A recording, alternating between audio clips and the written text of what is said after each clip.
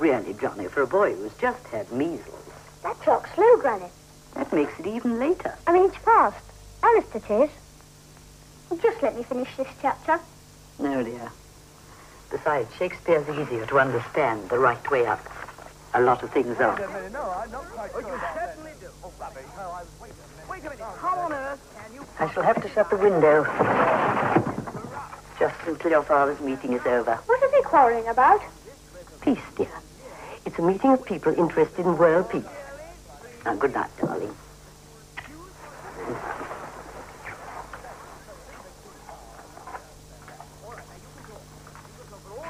Good night, darling. Good night, Granny.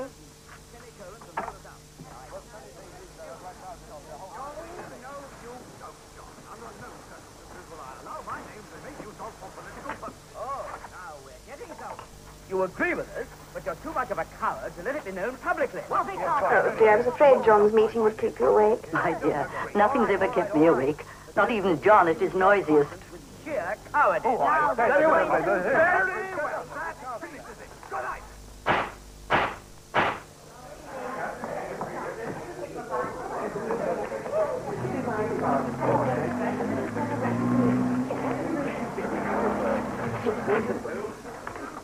Nothing would induce me to sign such an impossible resolution. Really, Harold, you're making yourself quite ridiculous. You're talking absolute nonsense. Don't shout. It wasn't my proposal in the first place. Good night. Did you agree to it? I heard you. Oh, don't be ridiculous. Nobody agreed. Fat-headed idiots.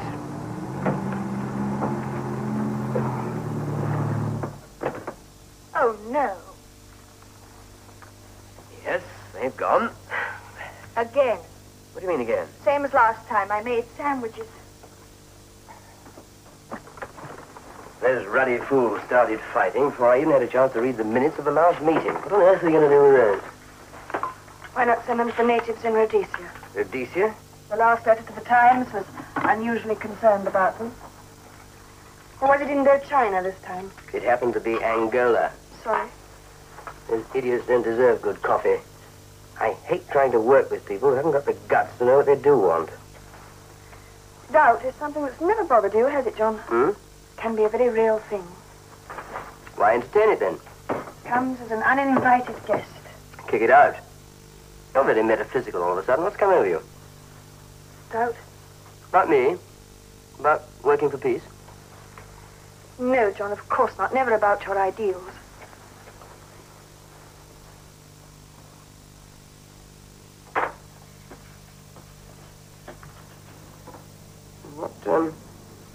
What have you got doubts about? Us? Us? In what way?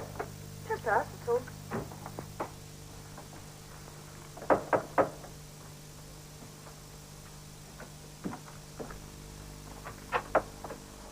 Oh, John, I left my hat. You'll come to the next meeting, won't you? I'm afraid I got something on that night. We haven't fixed the night. Well, I'm afraid I'm going to be busy every night next week. In other words, you won't come. Well, I'd rather not. Good night. Good night. Quarter-witted half-wit.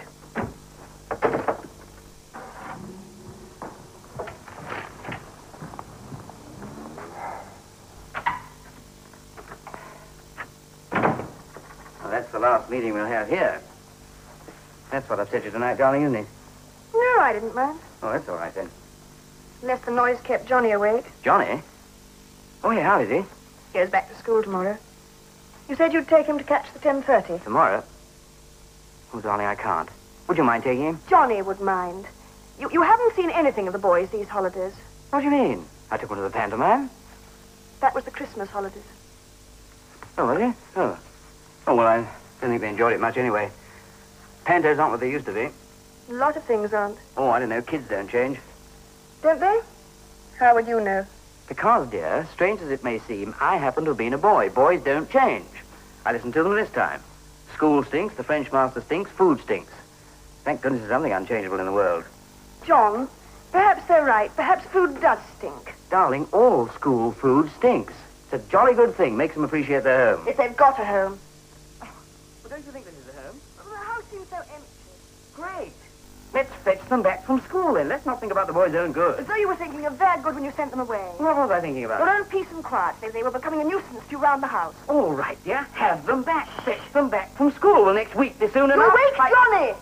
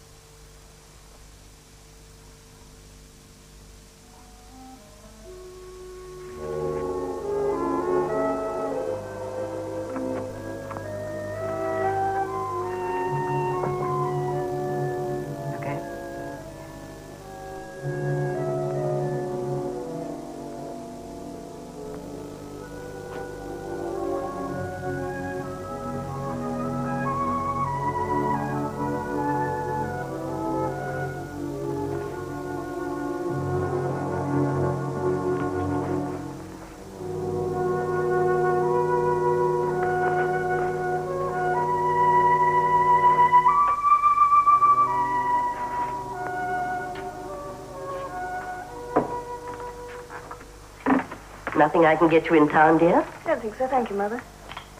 Stella, dear, you made a much better wife for John than he deserves. The fact that he is my son doesn't prevent me from saying you've married a self-centered, absent-minded maniac. Absent-minded. He was that before we married. I rather loved him for it. Ever since John adopted pacifism, I've never known him so impossibly belligerent. Perhaps. No, I'm not doing it to punish him. Doing it? Perhaps I ought to go away for a bit on my own. Have you told John? No, not yet. I suppose I've just been trying to work up the courage. I rather fancy courage is the one thing that John does appreciate. Do as you think best, dear.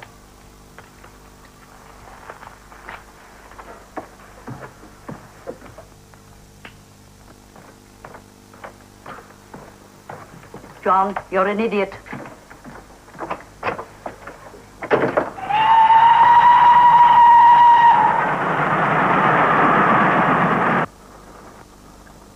Well, only 5 more minutes for freedom. That's Mikey, L.W. Had a postcard from him. To be this term. Uh-huh. Has he said anything to you, Johnny? No, he wouldn't tell me. Expect they'll fix a date by now. Hope so. Doctor said I needed a tonic.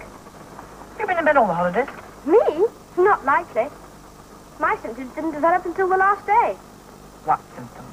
Red spots on my chest, eyes inflamed. How'd you manage that? I had to look straight at the sun. The spots were easier. I did it with a hairbrush. Oh, parents fell for it. I had a temperature, too. How? It's psychological.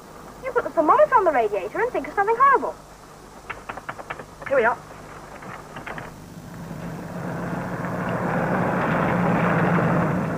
That's Potter's father's plane. Where? He doesn't keep his plane down here. Want a bet? How much? 5 quid. Make it 5,000. Look, there's Ike. No, it's not. It's Charlie Adams. I know his bike. I bet it's Ike. How much? You and me 2 and 6 for my last bet 2 months ago. Don't change the subject. How much? 2pence. Wasn't that Ike, Curly? If it was, I'll have to report them. The airfield's out of bounds. Perhaps it wasn't Ike then.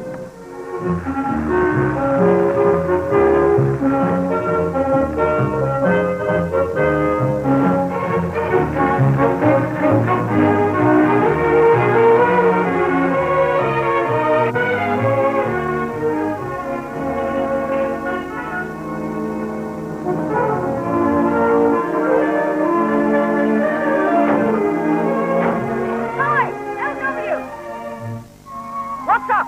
Got a message for you from Ike. See you in the common room, okay? Okay.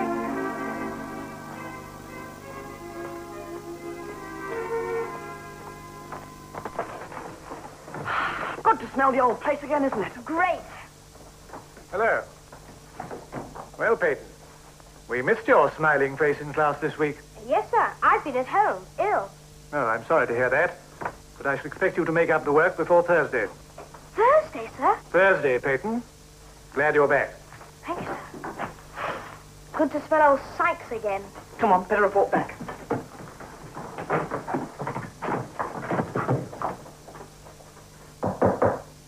Come in. Hello, Miss Betts. We're back. So I see. Did you have a good holiday? Well, not so bad. Except for my bronchitis. Oh, yes. Dr. Skillingworth was sorry to hear about all of you. I'll tell him you've arrived. He may want to speak to you. Speak to us. What about? Nothing in particular, I imagine. Well, then. Don't bother him. Oh.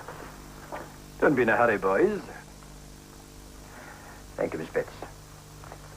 We were just reporting back, sir. Well, come along in and tell me all about yourselves. Close the door, Hamden. Yes, sir. Come closer, boys.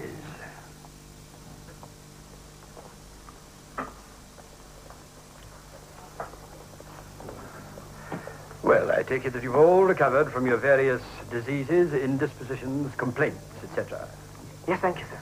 Splendid. And you're all set and eager to carry on the pursuit of, well, whatever it is you've come here to pursue. Yes, sir. Splendid. Peyton, what on earth are you looking for? Nothing, sir?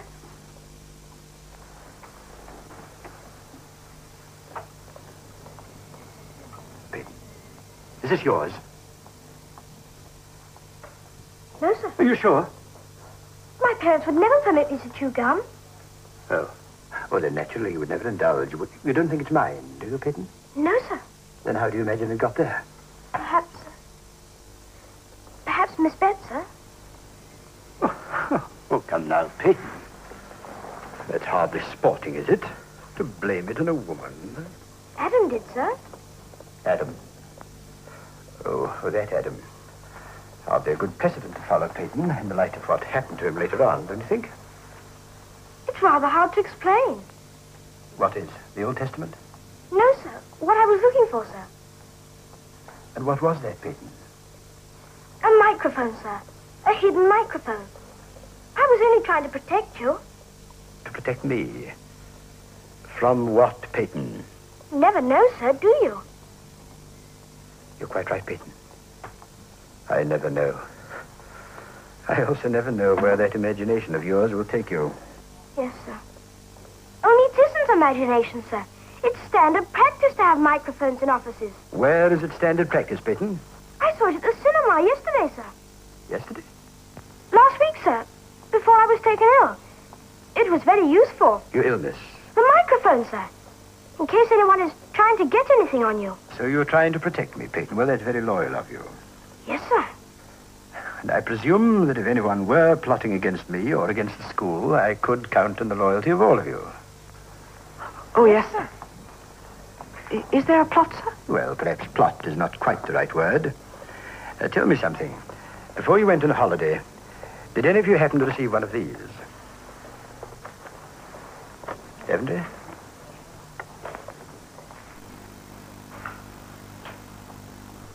No, sir. Peyton? No, sir. Hampden. No, sir. Perhaps the Latin might give you a clue. Ad astra per angusta, which means, Peyton? Me, sir? You want me to translate? Well, if it's not too difficult. Oh, no, sir.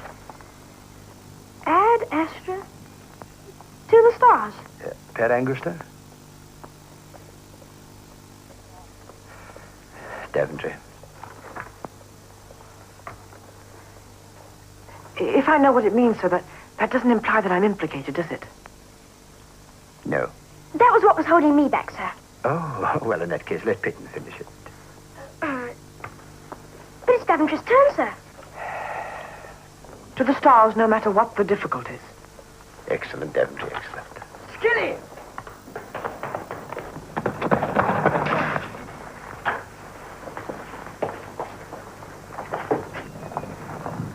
Hamden! Skillingworth! Come here, both of you.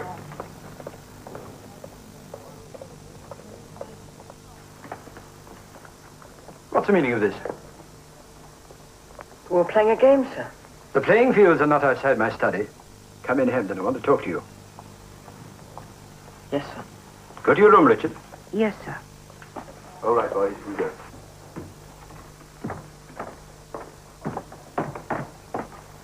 Hi, Max. Hello. Hello, Johnny. Hello? What does he want? Operation Birdcage. Got a notice of a meeting. I'll bet young Skilly gave it to him. Is that why you were chasing him? He's trying to spy on us. Dr. Skillingworth is wondering where you are. Yes, Miss Betts. Listen, I've got something important to tell you. Mother and Father had an awful row last night. It's not the first time. But what about? Father's going to take us all away from school. Oh, gosh, when? Next week.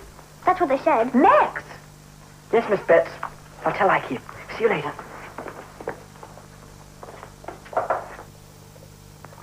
Hamden. Oh, come on, boy, come on. You're not afraid of me, are you? Yes, sir. Why? Have I ever caned you? Except when you deserved it. No, sir. I see, you're afraid of me now because you've done something that deserves a caning. Is that it? Not yet, sir. Not yet? Then you're planning something. Planning something? Not I, sir. Yes, that's right. It's your brother, Icarus, that does most of the planning, doesn't he? Usually, sir. As far as you know, Hamden, and I don't ask you to betray any confidences, is Icarus worried about anything just now? The only thing I know that he's worried about, sir, is the position of the individual in current society. Oh. Does that worry you? No, sir, I'm more the fascist type. At least that's what Icarus thinks. Well, it is the fascist type that you are pursuing my son just now. No, sir. Has that anything to do with it? Did young Skilly... Did your son give you this, sir? Is that the way the school thinks of my son? As an informer, as a spy? School, sir? I can't say, sir. Well, you'd better get that out of your head, do you understand?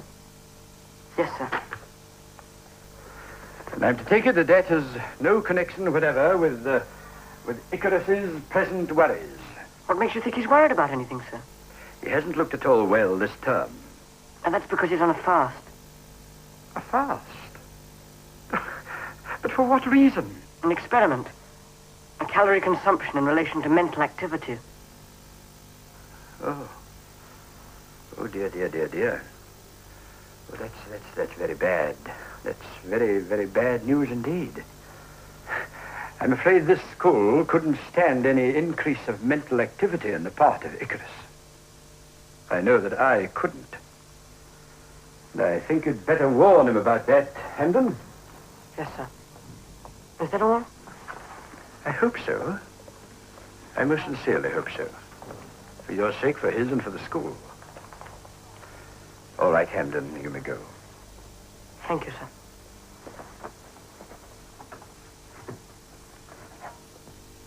It just came from Maxie. Now, what's he say?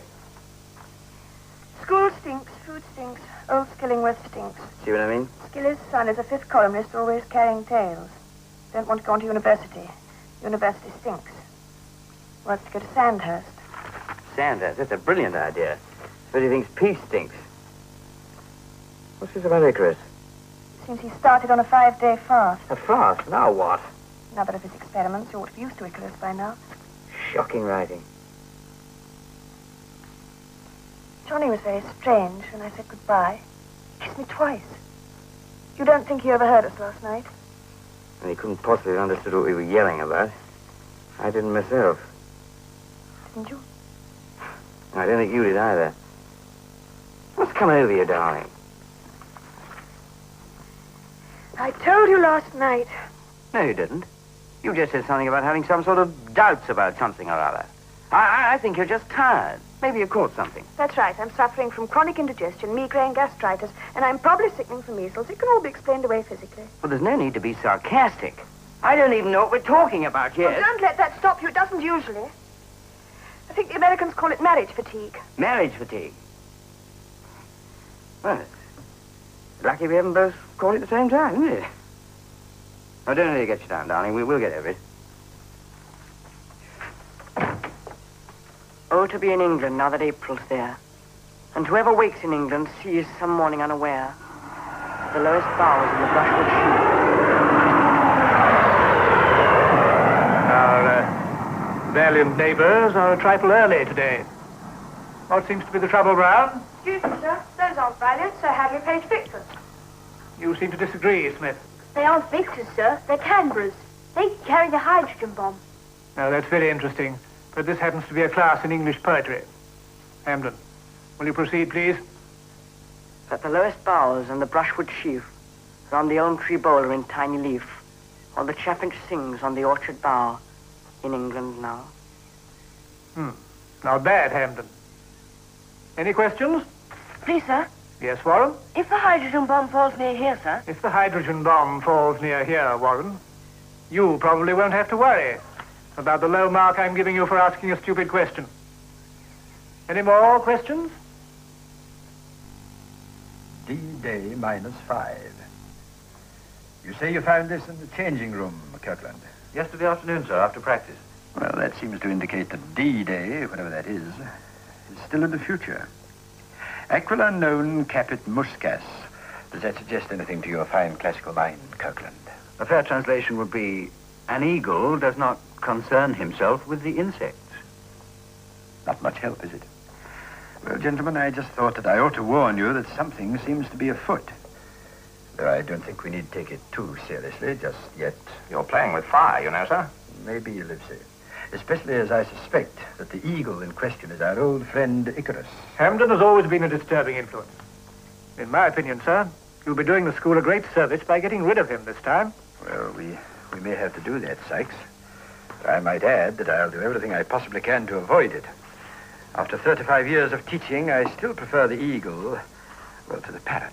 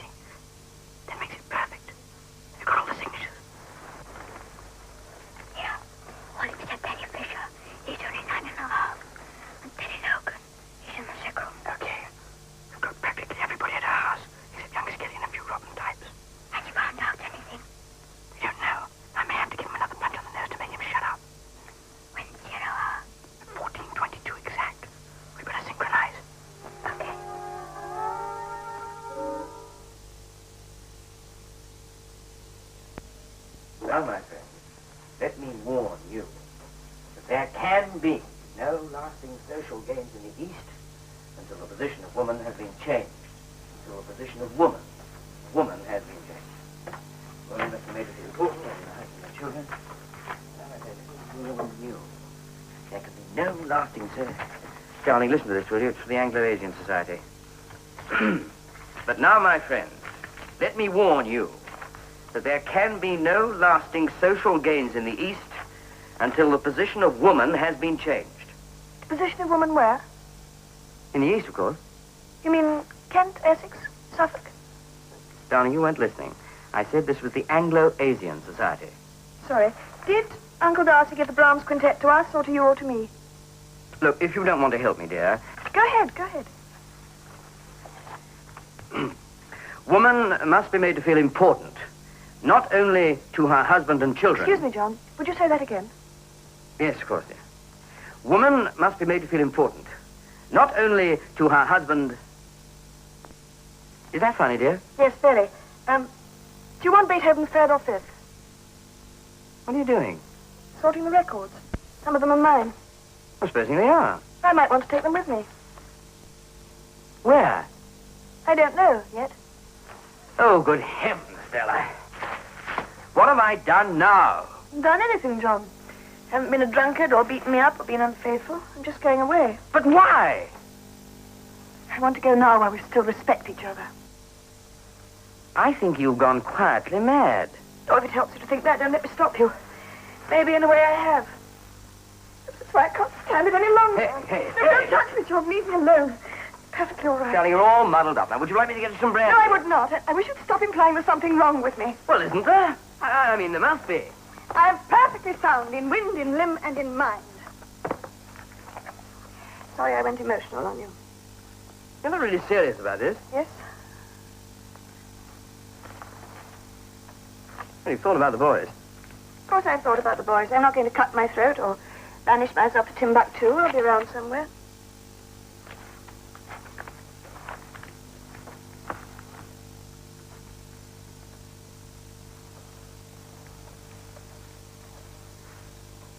You want me to renew your subscription to the library? Is that important? It's overdue.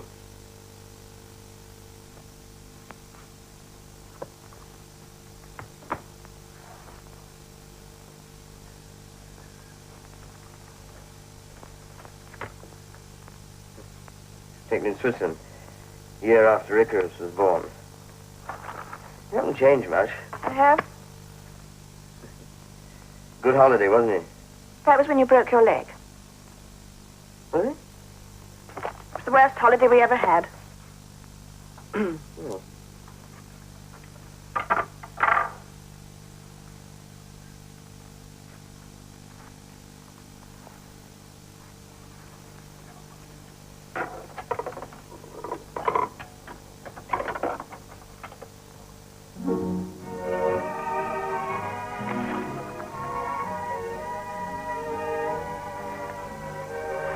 Remember there?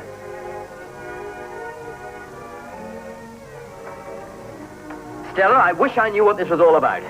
I suppose if I worked up into a flaming row, put on a wild bit of hysteria and ran sobbing violently out of your life forever. Oh, be reasonable, can't you? Just what I'm being. I'm trying to be decently grown up. About what? About being a cipher.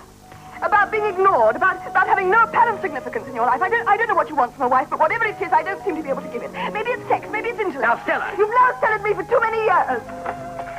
My dear, I'm probably a completely inadequate human being. I'm sure any man is when confronted with the complexities of the female mind and the female nervous system under a strain. My nerves are all right. I am perfectly calm and cool. I know, dear, I know. You're controlling yourself. That's what causes the stress. I am not controlling myself. Fine. Let yourself go. That's just what you need. You are the most frustrating, pig-headed, insensitive hulk of complacent masculinity any woman ever had to suffer. You're a jobber now. A what? A jobber now. Jobber now, nice. You're not even a jobber now. You're a... For you and I together to make a song. Now, let's get this clear.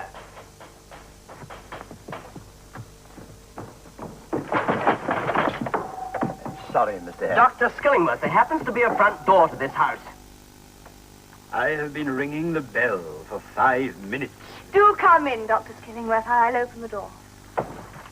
Let me handle this, and I've got something to say to you. Well, what's the trouble now, Dr. Skillingworth? If the school needs more money... The subject of my visit is not finance. Then would you be so kind as to arrange an appointment for a more convenient hour? Or perhaps the subject could be handled by post. As you wish, Mr. Hamden.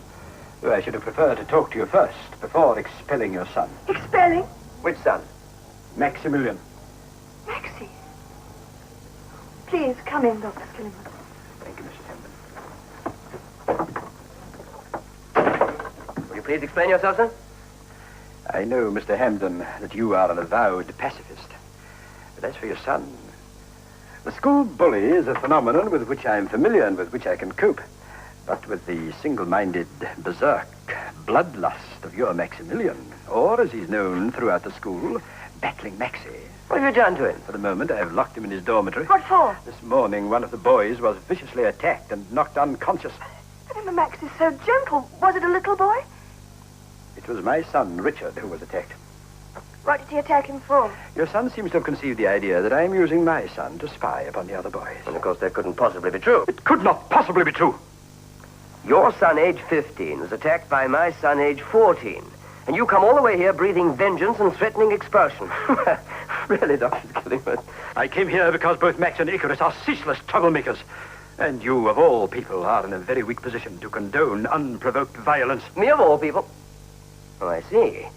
If you're not very careful, Dr. Skillingworth, I'll knock your block off. That'll teach you something about my brand of pacifism. John. Mr. Hendon, there's no use in bandying words. I felt it was my duty to come and talk to you personally. Obviously, I made an error of judgment. Oh, no, you don't. You don't wriggle out of your responsibility as easily as that. I sent you a docile little boy with, as I remember it, a rather sweet disposition. Within a few months, you've turned him, if you're to be believed, into some kind of holy cross between Sugar Ray Robinson and Dracula. The atmosphere and background of Ferndale School is a comparatively moral one, but the background of his home, however. If you mean to imply, sir, that John, a pacifist who threatens to knock people's blocks off. Now, listen, you pedagogical popinjay. Please. Excuse me. Hello. What? No, Ferndale. It's for you. Hello, Dr. Skillingworth here. Yes, Miss Betts. What? Shot? Who's been shot? Wait, I don't quite understand. Who's been shooting who? Hello? Hello? I seem to be cut off. Give it to me. Hello? Look, we've been cut off. Yes. Well, hurry up, please. Who's been shot? One of the masters, Mr. Sykes. Oh, how awful. Yeah? What? What do you mean it's out of order? It was all right a minute ago. Well, keep after it, please. Look, I must get a taxi at once. No, I'll take you in the car. I think you'd better come, too. Why? The shot was fired by your son, Max. I'll get the car. You leave a note for Mother. Excuse me, I'll get my things.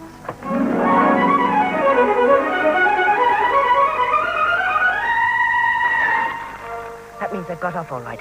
You better get on down to the station and see if old Skilly's on the train. Okay.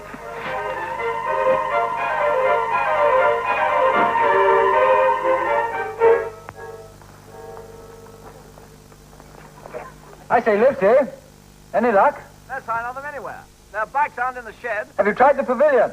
We're going there now. Oh, and get the exchange from the call box in the village and tell them our phone's dead. Did you find Dr. Erskine? He's let Mr. Sykes know. Says it's not serious.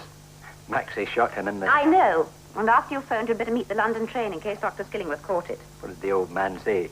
Curly, this is not a laughing matter. Now get cracking. Do you think the old man will have to fire him? I said get on. I hope not. Nobody likes Sykes much.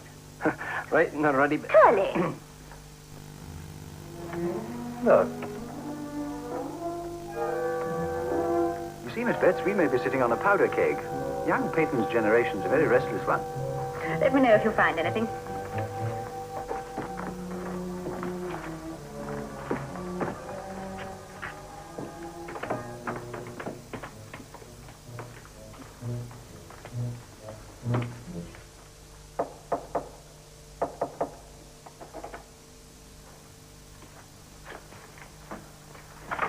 Right, chaps.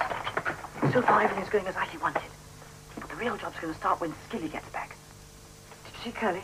Yes, when I went down to the call box. They're getting their phone fixed. And you got your man? No, he was at an editorial meeting. But I got his secretary. Quite a decent old stick. She's going to send down a reporter right away. Right away? You clod potter, I told you not till this evening. Sorry. Who is it? Warren. Old Skilly wasn't on the train, but I saw Curly, and he thought he might be coming by road. Okay. Go to the north wing and wait for the signal from the main gate. They're bound to come that way. Peyton, you'd better get up to Skilly's office and wait there. As soon as he arrives, say you want to confess. Confess? Why me? You've got to make old Skilly think that the whole show was just to let Max escape from his room, and that the boys are on their way home, and that you're the only one in on it. Yes, and I'm the only one that'll get a beating. Peyton, I'm ashamed of you. You had the chance of a lifetime to fool old Skilly about where the boys have really gone. And you're afraid of a little whacking. Might not be little. So what? We're all sunk if it doesn't succeed. Go on. Better get up there now and tell Miss Betts you want to see Skilly. All right, but I'm jolly well not going to confess about cutting the telephone wires. Get on with it. He's here, just coming up the hill. Skilly and the bloke and a lady. All right, don't get excited. It's probably their parents. Next meeting before prep.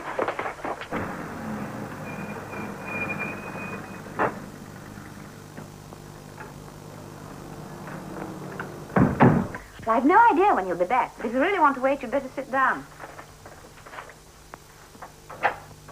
Thank goodness you've come. How is Mr. Sykes? Dr. Erskine reports that it isn't serious. I want to see Max. Oh, this is Mr. and Mrs. Hamden, Miss Betts. How do you do? Oh, that's not possible at the moment. I think we can make an exception. What do you mean, Miss Betts? Where is the boy? He's gone. They've all disappeared. Icarus, Max, and Johnny. Disappeared? No, they can't have. I'm terribly sorry, Mrs. Hamden. But boys don't just disappear. Well, they're not in any of the school buildings. Well, then we must find them. Might they be hiding somewhere? Couldn't we send out a search party? Mrs. Hamden, I shall be better able to answer these questions after I have made my own investigation. Oh, come on then, let's make it. Mr. Hamden, this is not your home. This is a school of which I am in charge. A master has been shot. So I gather. Did anyone see the alleged shooting or know where the alleged gun was obtained? Pete, Mr. Hamden, that these are questions which I shall examine. Pete, what are you doing here?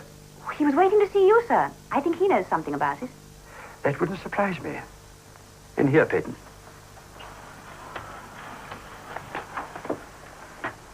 I'm sure I shall find out everything very soon now. Meanwhile, if you and Mrs. Hamden will wait here as patiently as you possibly can. Now, don't worry, Stella, dear. The boys have probably gone home. I'll ring Mother. I'm afraid that's not working. Would you like to sit down, Mrs. Hamden? Sit down, Peyton. In the armchair, Peyton.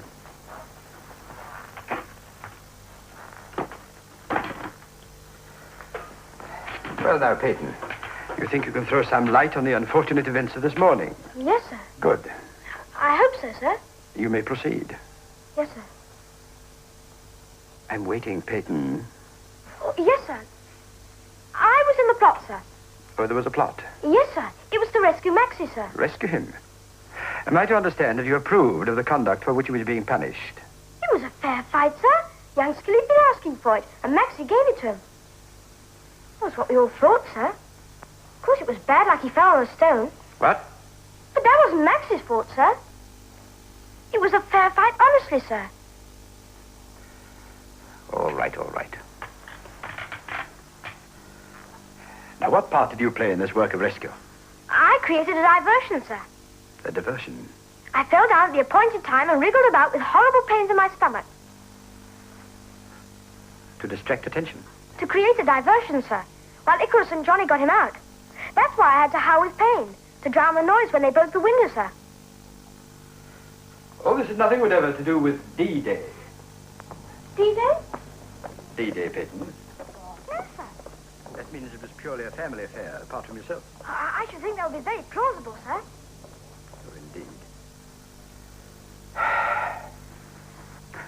Peyton, do you know where the brothers are now? Oh, no, sir. I should imagine they might have gone home. And the revolver? Where did they get the revolver? Oh, it wasn't a revolver, sir. It was a pocket blunderbuss. Icarus made it. He's very good with his hands, sir. And he made it. Where? Oh, here, sir. In the metal shop. During the useful work period. In the best interest of the school. Well, of course, sir. Icarus has the good of the school always at heart, I would say. Oh, that's a beautiful thought, Peyton. Oh, yes, sir. And the bullets? Oh, it wasn't a bullet, sir. It was a .2 ball bearing. Not really dangerous. Only a bit painful. He says some pains are necessary. I'm greatly relieved to hear that, Peyton. Now you're going to tell me that Icarus also made the powder in the chemistry class. Oh, yes, sir. He's very good at chemistry. I suppose his parents were a bit upset. You're just full of beautiful thoughts, Peyton. Oh, thank you, sir. Found it in the flower bed. Yes. Do you mind if I see just that? a minute. Well, this is Mr. and Mrs. Hamden, Curly. Oh, you've got 3 fine lads, sir. You don't know where they are? No, ma'am, but they'll turn up. Yes. Would you mind if I... Oh, I'd best show it in there first. I'll show you. There you are. A mere toy. Be careful, Mr. Hamden. It might be loaded. Soon find out, sir. May I have it, sir? Empty. Been fired. We gathered it had. A lovely job, sir. You should be very proud of him. If you had some powder here, I could show you. I have neither powder nor ball bearings, Peyton, though, of course, I can't answer for Mr. Hamden. Has your investigation got you anywhere, Dr. Skillingworth? Have you been able to find out anything from this boy? You have nothing more to tell me, Peyton. No, sir. Think carefully, Peyton. Remember, honesty will be taken into account when I come to assess your punishment. Nothing more, sir. Very well, Peyton. You may go. Now, look here. Just one moment, Mr. Hampton, please. Tell me, are they all right? Oh, they're supersonic. You mean they're... Well, they're all right. Thank you. The telephone's been fixed, sir. The wires had been cut quite close to the school. Thank you, Miss Betts. May I? Hello, get me Deepdale 5124, please.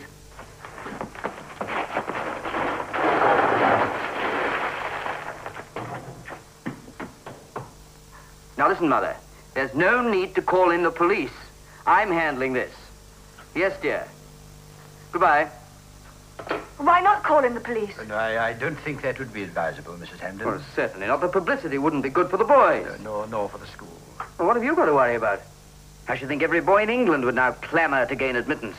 A school where you're taught to make guns and gunpowder, where a pupil actually achieves the schoolboy's dream of shooting one of his persecutors. Oh, it's irresistible. You're sitting pretty. And you? Can't you see the headlines? War and peace among the Hampdens. Pacifist progeny pedagogue.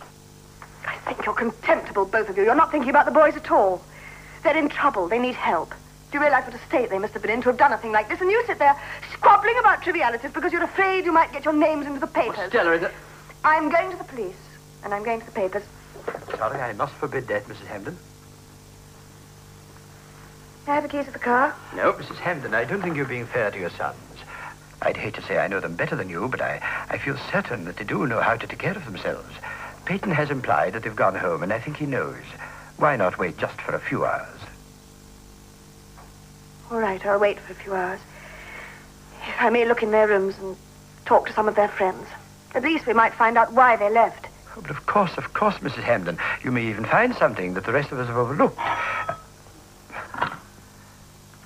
Yes, certainly. Will you excuse me for a moment now, please? Come on, Stella.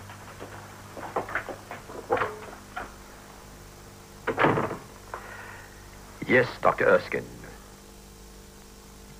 Oh, good.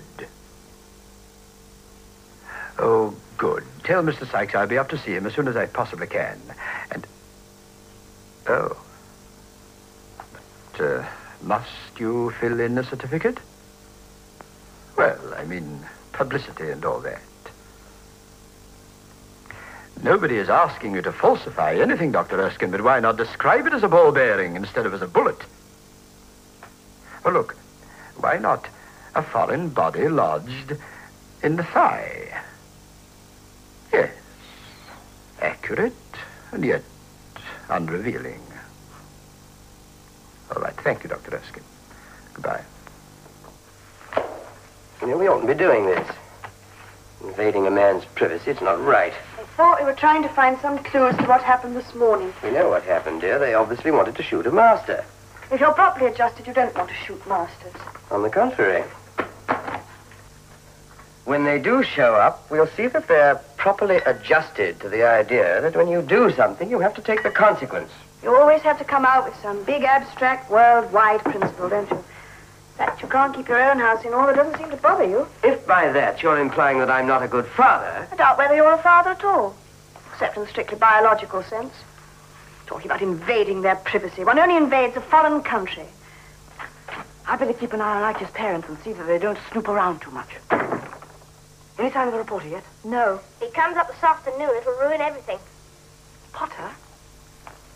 You didn't tell them about Max shooting Sykes, did you? Don't be chronic. I just said that if they sent somebody over, there might be a story tonight. Sorry. Hold on, young Skilly. Spying again, eh? I came to develop some pictures of the match. Don't be lacking. That's just a cover-up. Wait a minute. What are you doing here? What are you doing here? We're developing pictures. But you can have the room now. Only don't tell anyone. And I mean, anyone that you've seen us here. Come on, chaps. We should have scared him more. He's scared enough. Okay, out into the hall one at a time.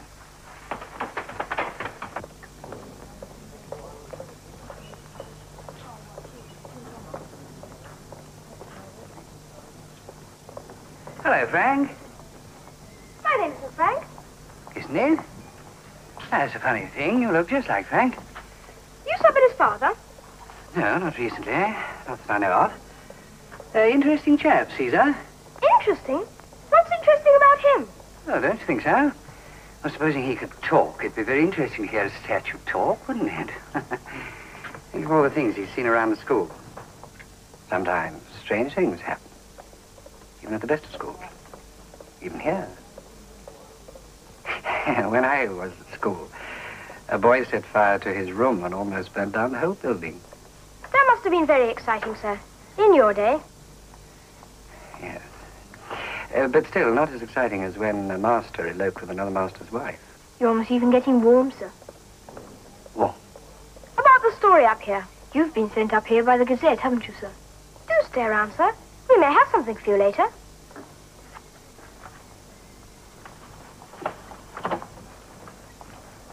I'm afraid you're too late. Your friends have already told me the whole story. About the shooting? That's right. But... Carry on, old chap. Thank you very much. He's a reporter, you ass. What'll we do? Better tell Daventry. Come on.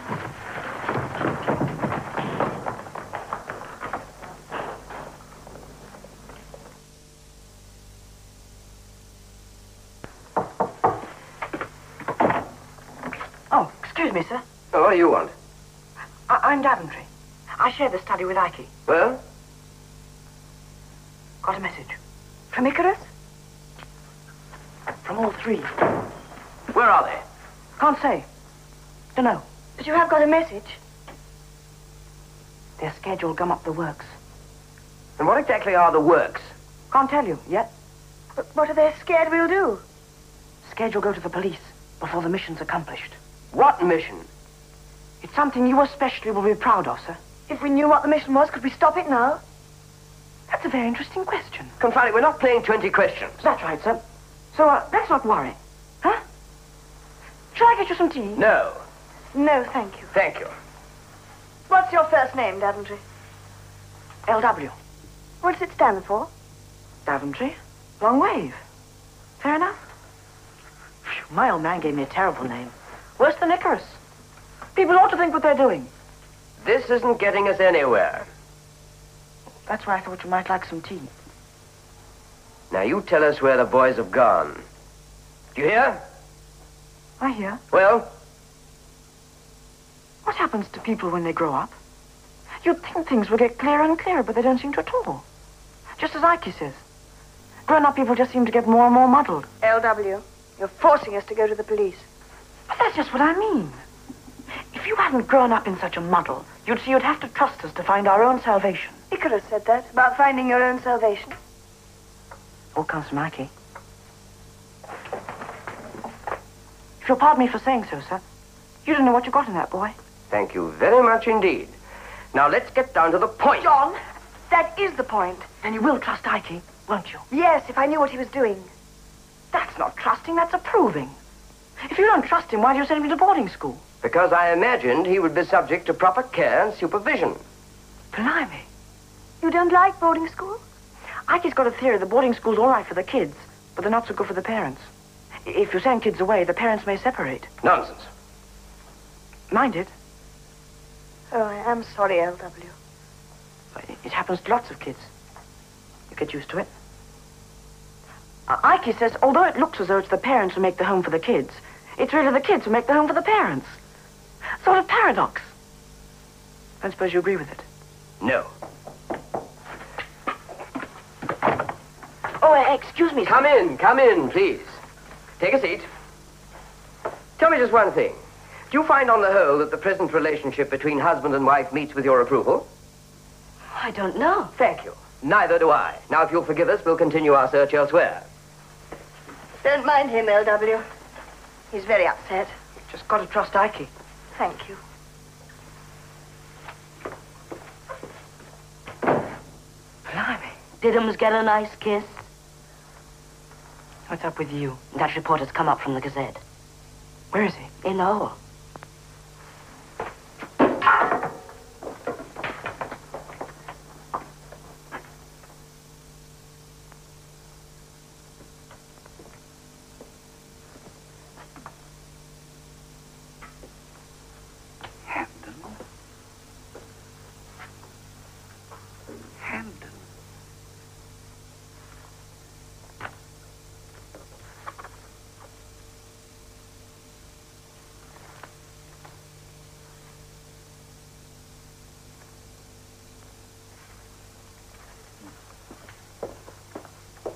Will you be staying until around 7 this evening, sir? Now, why do you want to know that? I'm the assistant editor of our school paper, sir. Why did you say around 7? I don't know. Perhaps we might have some news by then. What news? Well, it's hard to say exactly. I shall be staying in the village. What? Darling, we can't. I've got to get back. I haven't. But you don't need to tell me I do mean to tell you, I'm not going to leave until I've got definite news. Darling, I have to be in town by... What are you writing? Just notes for our paper, sir. I'm a bit chronic in that direction. Oh, really? Lend me a pounding, will you? Now, would you tell me what you know about the boys if I gave you £1 for your newspaper? I couldn't, sir. Frightful lack of urge in that direction. It's against our idea for freedom of the press. Don't worry, Mrs. Hamden. We're not worried. Thank you. Find out where that reporter went.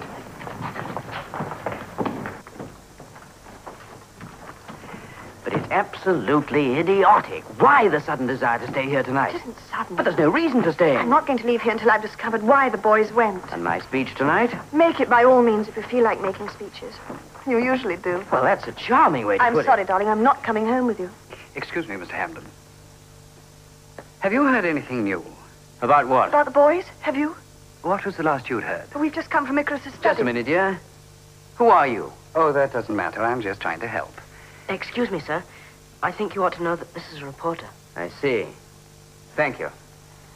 You've just been trying to get us to give something away, haven't you? Give something away? Never. We pay the market price for all information. But you haven't heard anything. The Gazette hears everything. The world is a vast network of spies, all in the pay of the Gazette. He's only trying to provoke you. Oh, you're wrong, sir.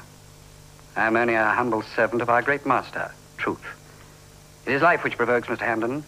Life which tempts us all, even schoolboys, into actions that will titillate the jaded palates of our 3.5 million readers. You've been drinking. Continuously for 20 years. Does it show? Only in your character. Maybe. Well, we've nothing more to say to you. But surely, Mr. Hamden, as a father, you would prefer us to print the truth about your son. The only truth you know is that I am a father and I have a son. Good afternoon. And the shooting? I'm not going to print that. That depends, Mrs. Hamden, on your cooperation. What exactly do you want to know? Well, personally, nothing. Professionally, the scrapings at the bottom of the barrel.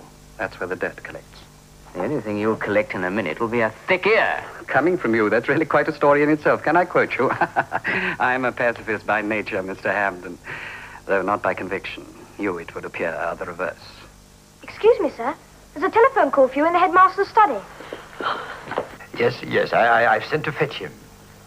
Of course, I realize they're here. Hello? Yes, Mother? A telegram from the boys, eh? Well, read it, dear, read it. Arrived fairly safely? Oh, thank goodness. What does arrived fairly safely mean, dear? And it's signed by all three. Where are they? Where's it from? Luxembourg. Luxembourg? Mother, listen, there must be a mistake, dear. What? Right, now listen. Don't talk to anybody. We're coming straight home. How on earth did they get there? Peyton, that news wasn't quite what you expected, was it? No, sir. What was so unexpected about it, Peyton? Just that... Well, they must have gone a bit off their line, sir. What exactly does that mean? Well, It seemed a bit far away, sir. Let Peyton answer, Daventry. that was what I thought too, sir. A bit off the line. A curious choice of words, Peyton. Yes, sir. Not very good at English, sir. What are you doing here? Just listening. Go right ahead. He's a reporter. Yes, I'm aware of that unfortunate fact. It's a living. Why did they do it? Why? If you will all kindly leave me alone with these boys, I'm sure I can find the answer. I wish you'd let me stay. Most certainly not. There's just one fact in the story I haven't got. How did they get the plane they flew? They flew? I found this in your son's desk. I went through his desk. Ah, but you didn't know what these figures meant. This is what's called a flying log. Weather conditions, hours in the air, hours at the controls. Icarus at the controls all by himself. But he's always had Mr. Potter beside him. Potter. Potter. You don't mean the father of our Potter? Yes, sir. But he was very careful. Potter's old man's got this plane, and sometimes when he comes down to school... Icarus flies it. Splendid, Dr. Skillingworth. A nice, safe, extracurriculum activity. Anyway, he's safe now. In Luxembourg. Potter's old man says that Ike's a natural flyer. That makes me very happy. Hello. What, who? The flying club? All right, what do you want? What? My boys steal an airplane. Don't be ridiculous. That's what I wanted to know.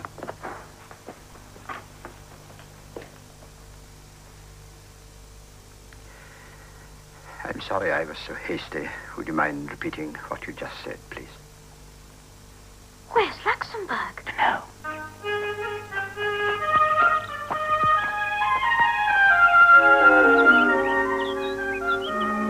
Why couldn't we get something to eat when we sent the telegram? Ike said to hurry back to the plane. Okay, come on.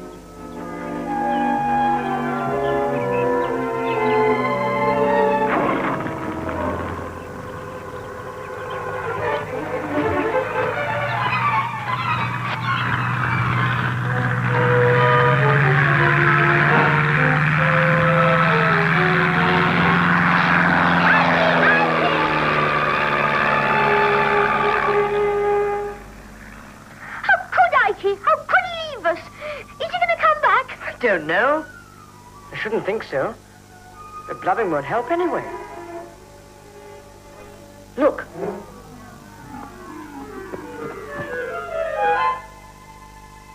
Sorry, but I couldn't wait.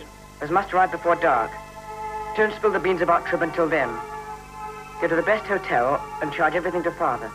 Cheerio. He could have waited only a minute and we'd have been here. Perhaps you were worried about breaking your neck the next time you landed. Come on, silly. It's a decent way back to that village.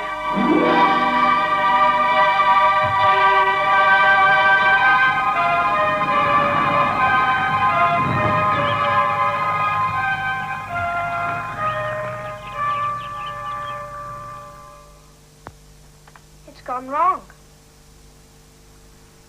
Looks like it. It's not like I could let anything come up the works. No, it's not like Ike. Trust Ike. Trust Ike. Maybe the telegram was just a blind. Shall we get the chaps started on the bonfire? That's it. Get the chaps together behind the pavilion. You two better phone up the other schools and tell them what's happening. Archdale Secondary Modern, St. David's, and Westover. They mustn't light up till they get word from us. What about Potter? He's gone to the village to see what the parents are up to. Leave a message for him. I'll take your case. No, darling, you'll be late. I'll phone you if any news comes through. Goodbye. Bye.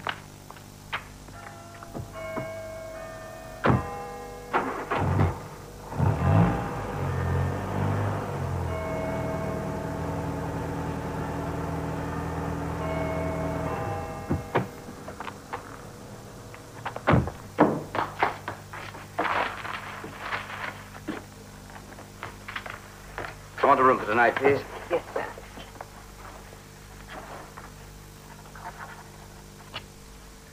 Q.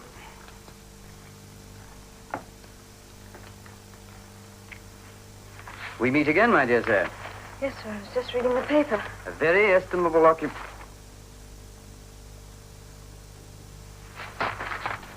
What's Mrs. Hampden's room number? Number 7, sir. Look at it. I mean, well, look at it. Pistol-toting sons of prominent pacifists land stolen plane in Luxembourg. That's great. Arthur Hampden's pacifist principles are well known, but not apparently to his sons. How unpleasant. Unpleasant? Well, that's a masterpiece of understatement. Here have I been slaving away for months, trying to get somebody interested in peace. The boys couldn't have known about the publicity. No? I bet they were counting on it. They want to see screaming headlines on the... I don't know, I suppose the state of food in British boarding schools. They'll probably say they had to fly to Luxembourg to get a square meal. Icarus isn't a child, John. Does that affect his appetite? No, they've made me look ridiculous. I'm a laughingstock. And it was for them I was doing it. They'll suffer in the next war more than we will. They're too young to know about it, so you try to do something for them. Try to make life better for them. What do? Bring the whole darn thing clattering down on your head. Lucky I decided not to speak tonight. Yes, John. So far, Mr. Hampden has not been reached for comment. I'll comment, all right, when I get hold of that Gazette reporter. Come in. Well? Have you any news? Hardly news, but I thought you ought to know that I've reluctantly reported the matter to the local police and telephoned the British Embassy at Luxembourg as we agreed. What did they say? They're doing everything they can. I see. I suppose you've seen this happy bit of up-and-coming journalism? Yes, I know. It's most unfortunate. Unfortunate? You know, Dr. Skillingworth, I ought to sue you for deformation of character. Defamation. I'm a writer, dear, and I choose my words with exactitude. As far as I can see, you have deformed the characters of 3 reasonably serious-minded boys into a trio of aggressive, swaggering nitwits.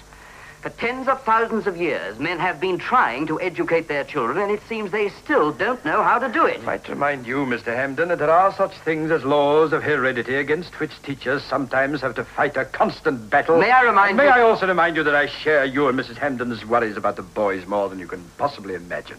This is a fine time to remind me of that. Mr. Hampden, you know, I greatly admire you as a writer, and on many subjects I'd listen to you with due respect. But on the subject of education, well, I think it possible that I know more than you. On that subject, there is no development which I have not studied, but more than that, I have studied boys themselves with as much humility and as few preconceived ideas about them as possible. And one of my conclusions is this, that there is in the mind of the average intelligent boy, Mr. Hampden, scant respect for the achievements of the present-day adult world. Now, I believe it is a teacher's duty to encourage that attitude and to foster in the rising generation the conviction that they can do a darn sight better. Indeed, they must, if the world is to have many more rising generations. As for your 3 sons, well, I should like to say that, however I may be forced to act as an administrator, I should like to say that I have always been breathlessly fascinated by them, particularly by Icarus. Well, having said that, I hope I've also expressed something of the gratitude I feel to whatever fate decided you to send them to my school. Good night, Mr. Hampden. Mrs. Hampden, I'll ring you as soon as I have any news. Go. Seems you have a guest. You've got a nerve coming in here. Yes, haven't I? I'd like to use your telephone. What for? Just a moment. Yeah, hello? Deason here. When that call from Luxembourg comes through, put it on this line, please. They found them? We found them in the Gazette. Are they all right? Have you spoken to them? Not yet. An agency message came through. Well, with all due gratitude to your paper, Mr. Deason, the episode now seems to be finished. This is a private room. We're paying for this call, Mr. Hampden. We want our money's worth. As for the episode being finished, I think you underestimate the staying power of a human interest story. By Friday, you'll be as dead as mutton. But today and tomorrow, you belong to humanity. That's enough of that. Yes? Here it comes. Yes? Wait a minute. Hello? Yes? Yes? Wait a minute. Hello? Just a minute. Just a minute, Max. Here's your mother. Hello, darling. Are you all right? I'm fine, Mother. I've just had a smashing dinner. We've been terribly worried. What did arrived fairly safely mean? Oh, that was the plane. Let me talk to Icarus. He bumped it a bit coming down. He said getting up's easier, but getting down's a bit trickier. Darling, Daddy wants to talk to Icarus now. Why can't he talk? Max, you're hiding something. He's been hurt. And Johnny wants to talk to you. Tell her everything's okay. Hello, Mum. Everything's smashing. I said everything's smashing. What? Johnny, you've got to tell me. Why isn't Icarus there? Where is he? Look, let me speak to Max again. She wants you to tell her. Hello, Mother. And don't worry about anything. Max, where is he? Let me have it, dear. Let me have it. Hello? Max? Daddy speaking. Where's Icarus? He's gone on. What do you mean he's gone on? Hello? You mean he's gone on in the plane alone? Why? Because he had to. He just came down here to find out where he was. But don't worry. He's probably there by now. He said he'd ring you up. Listen, Max. Where has he gone? Well, Vienna. Vienna. But, why Vienna? Ike will explain everything when he gets there. Max. There's nothing to worry about. Yes, we can spend the night. Okay, Dad. I'll wait here until you hear from Ike. Goodbye.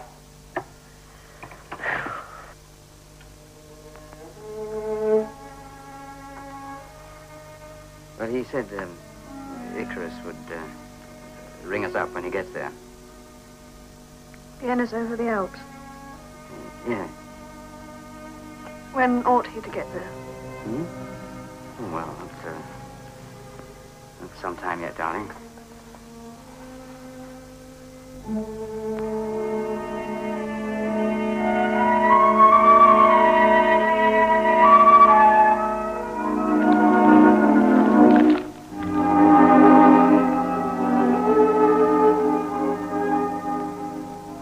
Maybe we could phone. To Vienna? Who to? The British Embassy. That would cost a lot. Get the rest of the chaps to muck in. Too late now. Get the news in the morning. You can't light a bonfire in the morning. We could ring the chapel bell. That's it for tonight, anyway. Come on. Soon be lights out.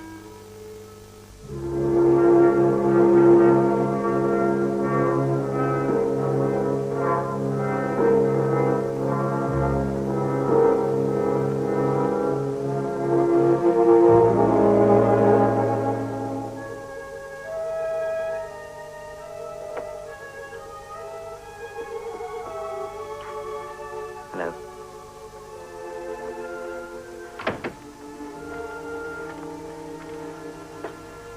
You asleep?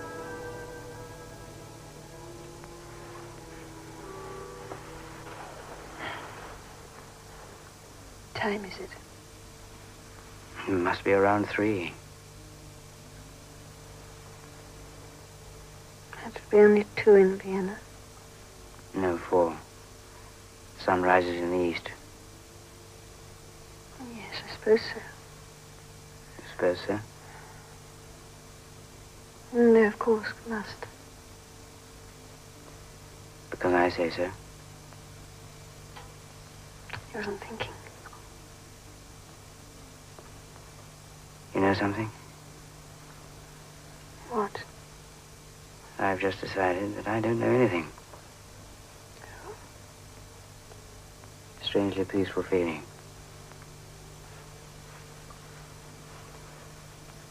Do you think we were wrong to send the boys away to school?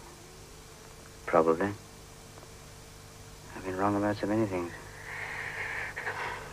I loved it when they were at home. Noise and chaos.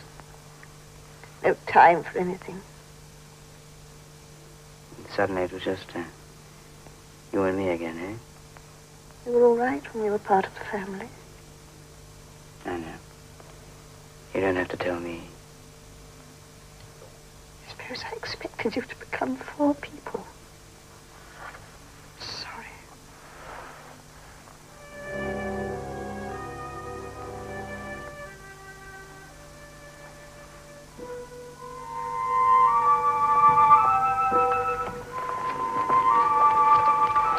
That's the first afternoon edition. If you have any pity on the staff, you'll dismiss classes for the rest of today. No. The boys haven't given up hope yet, so let's just carry on as best we can. The plane was last reported as seen high above the village of Schwarz in the Austrian Alps. But since then, there has been no further trace. An Austrian police official said today that if the plane has made a forced landing in the region of Schwarz, some time must elapse before contact could be established with the flyer, owing to the rugged nature of the country and the lack of communication.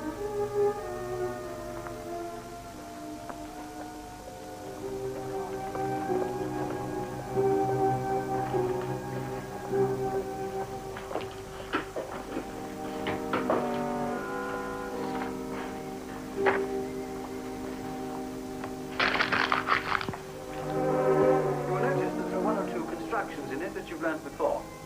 For instance, in lines 5 and 6, you will notice an example of the genitive absolute. Egomenau agisandridas. Under the leadership of Agisandridas. Daventry, try and pay attention.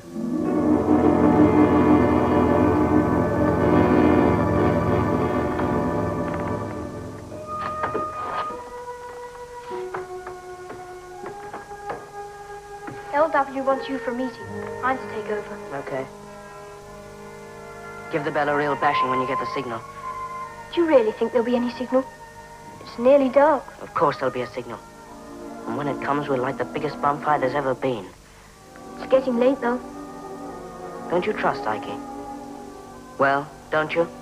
Yes, I suppose so. There is still no news of 16-year-old Icarus Hampton, the schoolboy whose flight across Europe in a stolen plane has captured the imagination of the whole country. Search patrols have been sent out from Vienna by Great Britain, France, the United States, and the Soviet Union. Yes, could you keep on trying then, please? Yeah. I'd like it.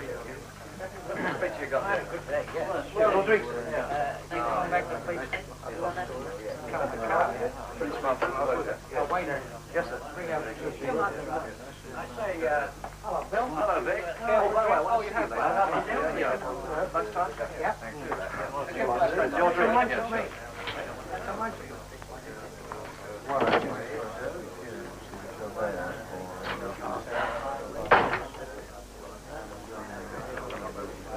I take it you... No news for you. Your millions of readers will have to postpone their entertainment. Those are bitter words. I don't use words carelessly. Mr. Hampden, you and your wife will have the sympathy of everyone who reads this story. The plain, honest compassion of 3.5 million people who will understand your sorrow and share your suffering.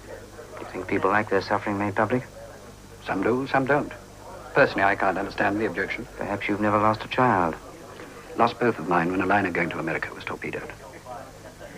Only time I ever made the front page in person. Sorry. Oh, there's no need to be. Tell Mrs. Hampden we all believe the boy will come through. Thank you. Really think he's capable of flying a plane? Of course. I don't hold with aeroplanes myself, as you know. I think they're quite unnecessary and most unlikely. But I'm sure Icarus understands them perfectly. They belong to his generation. I hope you're right. Another piece of humble pie. Our pet news hounds turned out to be quite human.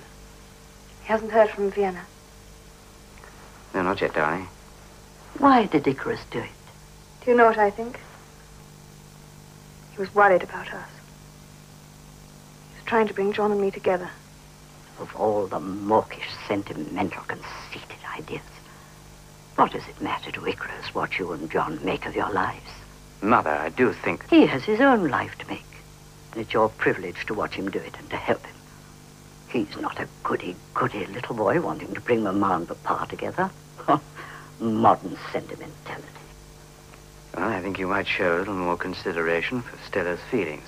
Stella's feelings? What about Icarus's feelings? I'll not have you say he died for anything so commonplace and revolting. If he died in his own way, to fulfill his own purpose. I see. And how does Icarus know what the right idea is? Use your loaf, Mr. Deason. What do you think religion and philosophy has been playing at for the last few thousand years? Trying to find the right idea, I suppose. Find it? They found it so often that it looks and sounds half dead each time they drag it up again. Unless you're sort of magician. Like Ike. Yep. Like Ike. And anything more on religion and philosophy? No, he's finished with religion for the moment. More concerned with politics lately. He didn't like politicians. He said they spent their whole time hacking away at trees until they forgot there was wood. Tell him what he thought about newspapers. Well, sir, he called them comics for grown-ups. Oh, really? Only the trouble was they took them seriously. Is this to be an obituary? Oh, no, I wouldn't say that. We must be patient. Well, We're all going up to the bonfire to wait. The bonfire's to let the other schools know that Ike has arrived. They've got bonfires too. Like the Spanish Armada. Come on, chaps.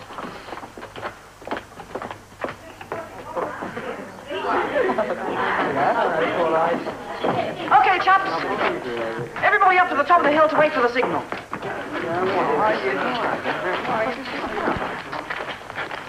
Oh, excuse me, sir. I was thinking, maybe Ike's parents would like to come up to the hill. Yes, I think they might, Daventry. I'll go and ask them.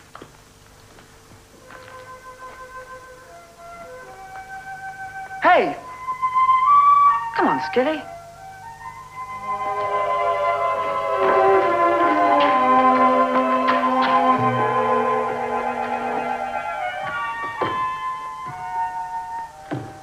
About time, too. I'm frozen. Any news yet? Not yet. Everyone's up at the hill. Seems silly to wait much longer. We're going to wait until we get the signal. Understand? Well, I'll keep you ahead of them.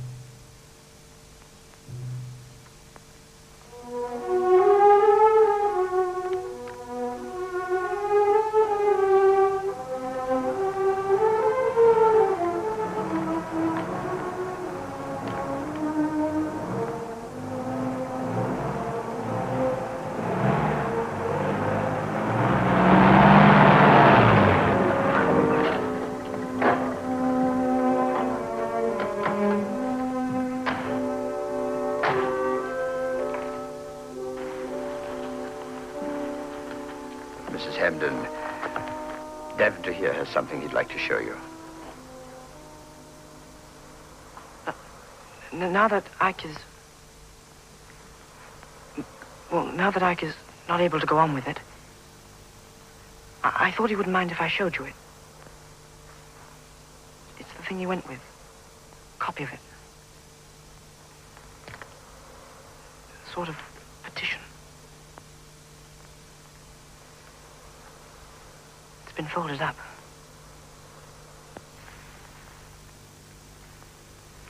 You read it, L.W.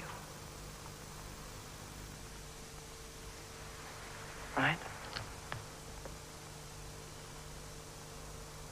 We, boys,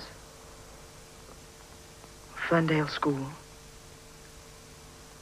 do not wish to kill the children of any other school. If at 18 we ought to think it right to kill other men of 18, then why not at 16? Why not at 6? And if we feel it wrong at 16, how can it be otherwise 2 years later? No.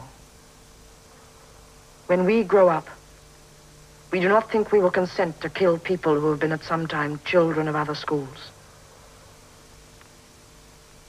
Men cannot always see the truths of a simple moral proposition. Perhaps it's for children to lead the way. Ab honesto, virum, bonum, nihil, deterret. That means nothing deters a good man from what is right. It's signed Icarus Hamden. Almost everyone signed it. Why Vienna? Well, that's where the four powers are all sort of close to each other. Could have been Berlin. Ike chose Vienna because it seemed harder to get to. Did he have to fly? Oh, yes. He had to show people he wasn't a coward or a sissy. It wasn't against you, sir, but he thought your way was too slow. He said you had to do something smashing. Well, that does it. And there's nothing any of us can do that will stop this getting into all the newspapers in the world. Let me have it. You'll give it back. It's in Ike's handwriting. I'll give it back. Gold-mounted and framed. I feel rather like a child who's been whipped, more in sorrow than in anger. I think any self-respecting child would prefer to be whipped in anger. Don't you, Peyton? Rather not be whipped at all, sir. Mr. Hamden, I shall go to my grave with one regret, that I never met him. But we'll give him such a write-up that the whole world will know him. And perhaps it's just cockeyed enough to see things for a moment with the vision of a child. Maybe he hasn't died for nothing. Who says he's died? I think you're very aggravating, all of you. I suppose it's only old people and young people who know what faith is and really practice it. You've lost it. Icarus has it. Max has it. Johnny has it.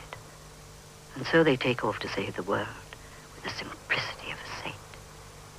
And you can't see that that's exactly what comes up fresh in each generation.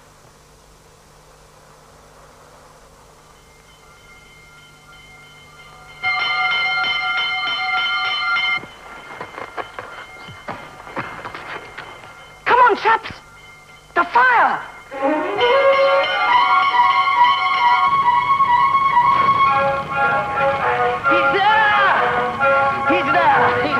Yes, they just telephoned in.